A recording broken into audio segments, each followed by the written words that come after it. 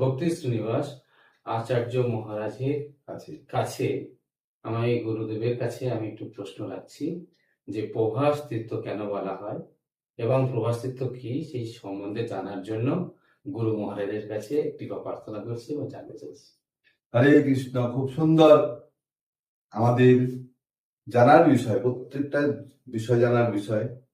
জানলে আমাদের মনে উৎসাহ জাগবে, যেই উৎসাহ দ্বারাতে আমরা ভগবত ভক্তি লাভ করতে পারবো এবং ভগবানের ধাম প্রাপ্ত হতে পারবো। প্রভাস তীর্থ পাশেই সোমনাথ মন্দির, দ্বাদশ জ্যোতির্লিঙ্গের অন্যতম প্রথম। দ্বাদশ জ্যোতির্লিঙ্গ কেন বলা হয়, কি করে আসে? ভগবান কারণ সমুদ্রে কারণ নবস্থায়ী মহাবিষ্ণু বলা হয় তাকে।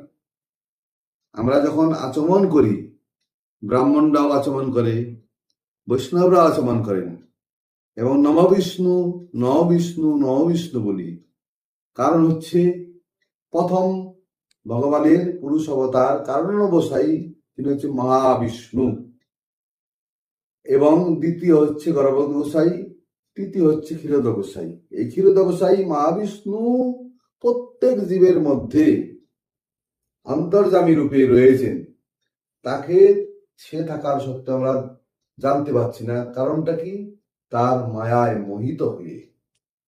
তাই ভগবান কি করলেন, ওখানে প্রভাস তীর্থে সোমনাথকে ওখানে তার দৃষ্টির দ্বারায়, তার চোখের কারণ অবস্থায় মহাবিষ্ণু, তার দুটো চোখ, আমাদের দুটো চোখ, দুটো দৃষ্টির দ্বারাই এই জগতের দিকে তাকাচ্ছে। তাই 6 দুগুণে 12, 6টা এক চোখে 6টা জ্যোতির্লিঙ্গ বেরোচ্ছে, আর একটা আরেকটা 6টা, 6 দুগুণে 12। এই দ্বাদশ জ্যোতির্লিঙ্গ তার অন্যতম প্রথম সোমনাথ। তার পাশেই আমাদের গঙ্গা যমুনা সরস্বতী, যেখানে ভগবান শ্রীকৃষ্ণ তার পুত্রগণকে, নাতি সবাইকে নিয়ে আসছিলেন তার উদ্ধার করার জন্য। এখানে প্রভাস তীর্থের উদ্দেশ্য সেটাই যে চন্দ্রদেব